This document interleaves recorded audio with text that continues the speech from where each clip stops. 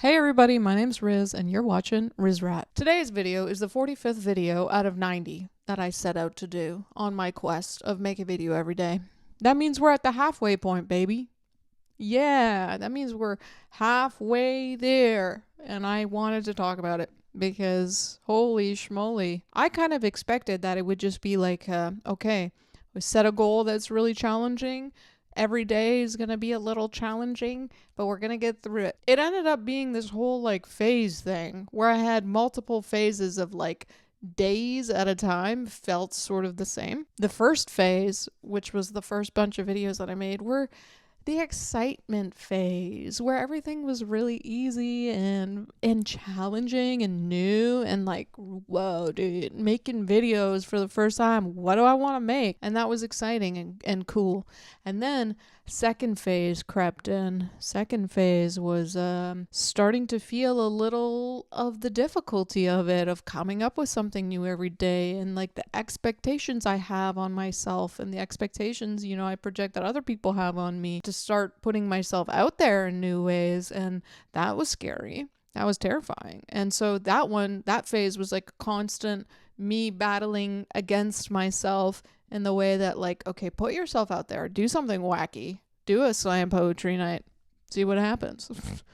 I got through that one. And then the next phase began. And the next phase was like the longest, I think. And it was very insidious because it crept in very slowly and I didn't even start to notice it. But the third phase was the procrastination phase, where basically I just didn't want to make videos anymore. I felt very uncomfortable about it. I felt like, oh God, what do I do? And I just thought about it all the time. Like all day long, I would think about it. And so all day long, I would just be creating issues in my brain. Because I realized this is what happens.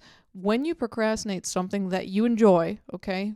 Let's forget about the shit that's boring, that sucks.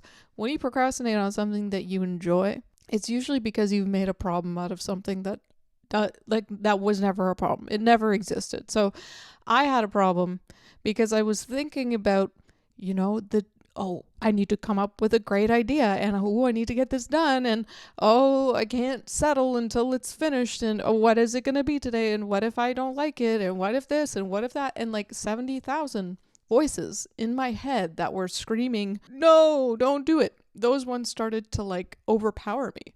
And so it was waiting till the last second. It was like avoiding. There were days where I'm like, I need to upload just an old video because I'm like dying inside. Like, I need to upload something. I just find that interesting that started happening. And this was the first time that I actually sat through that feeling and kept working through it every day and then figured out what to do about it.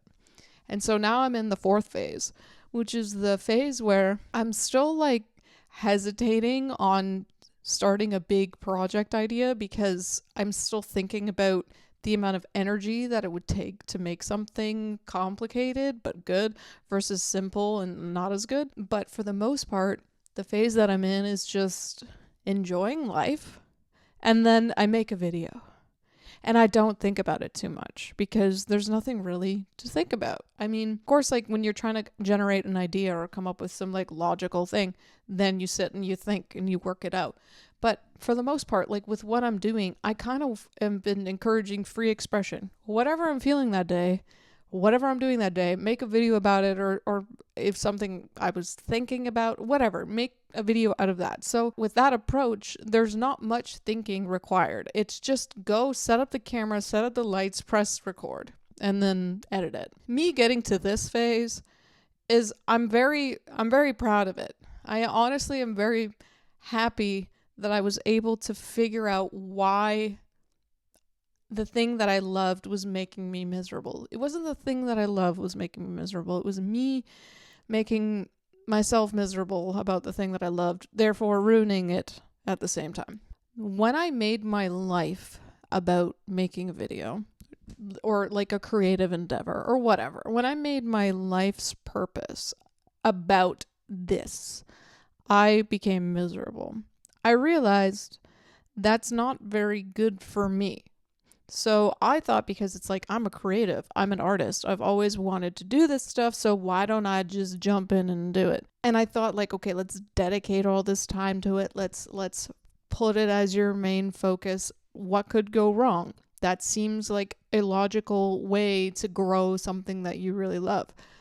Unfortunately, with me at least, and my tendency to overthink, my tendency to like start to create problems out of nothing, I suppose, meant that when I did that, when I made this sort of creative challenge my entire life, I would be trapped within it. And there was no happiness, that there wasn't enough like joy at the end of that to make it worthwhile. So if like your entire purpose and being is like relying on this video, then when the video doesn't turn out very good, how do you think you're going to feel?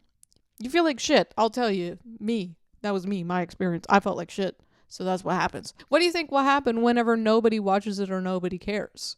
You feel like shit. That's also was me, because I was so used to in the past making videos and then, hundreds of thousands of people seeing them, and that was cool. And now only a few people, and that's cool. But it's interesting, your brain, if you rely on these things, like you put all your energy into something and you expect it to give it back to you in some form or another, that's where you go wrong. I think that's where we bone ourselves, because I was putting all of my focus, thought energy, like physical energy into this.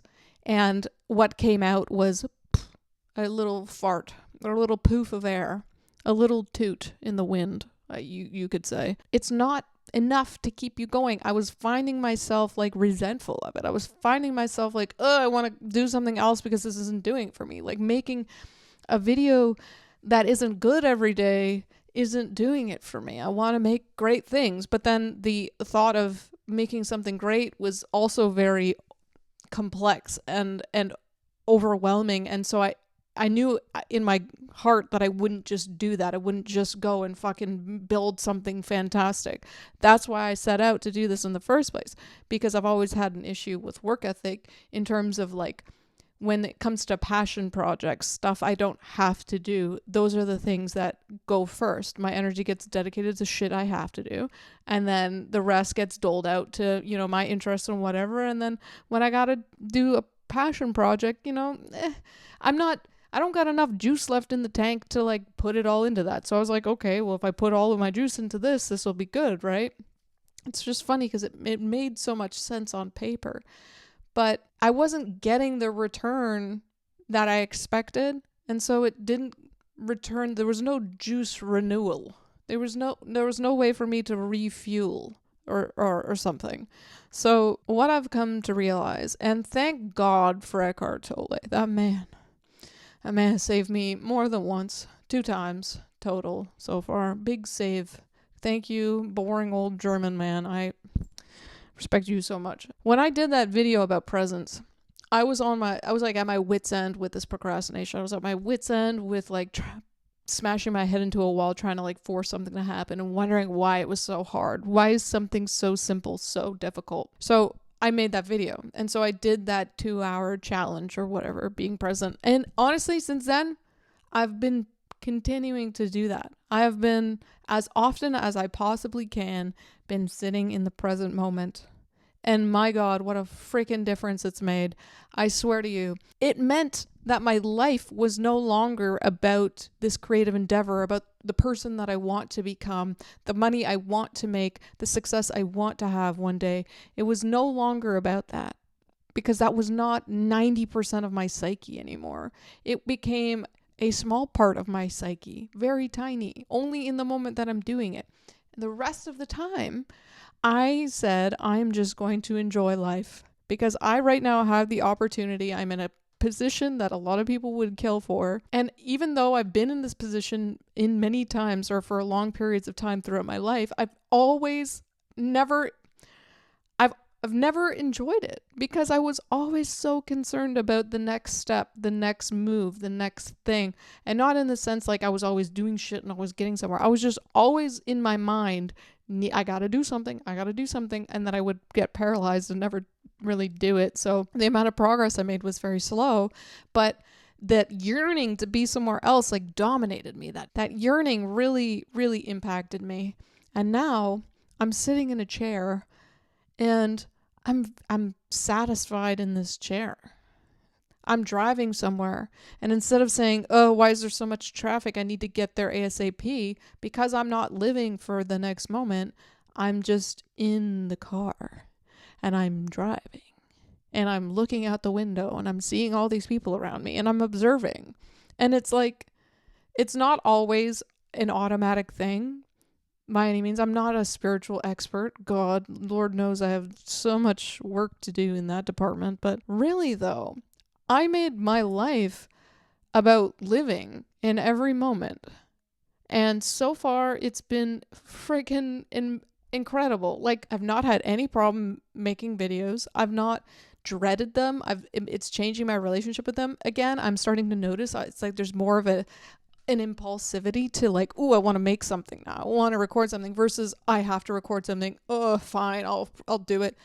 And that's, I think, really cool, man. I think that's really cool. The biggest thing I've learned though in this challenge is that those phases sometimes are temporary. And so if this is a temporary phase, if this is unsustainable in some way, or I can't continue this, or it was like too good to be true or something, and then I go back to, like, I hope to look back on this and I hope to God this phase continues in perpetuity, but it may not, because the other phases didn't, and so we'll see. I'd like to think this is maybe the last phase. I actually think the last phase will be like maximum effort, because I'm still finding myself in that minimal effort zone, but I'm definitely finding my relationship is changing. And so this video is just to, give an update of where I'm at, because things aren't as simple as just like, we have no idea what's going on in everybody's heads. I figured I'd let you guys know what's going on in mine. Maybe you relate to me, maybe you don't, but that's okay. I think it's important to share this kind of stuff. So yeah, I mean, here's to the next 45, right? I wonder what we'll make. I'd like to think that there's going to be more effort put into them. You, me, okay, future me, you putting more effort in? You doing crazier stuff? Are you still recording with just your laptop? It's such, like, for me, like a escape. Like, it's so easy. And I really like the easy road. So anyway, that's all for me today. Until the next one. Thanks for watching. You've been watching Riz Rat. My name is Riz. I'll see you in the next one. Bye.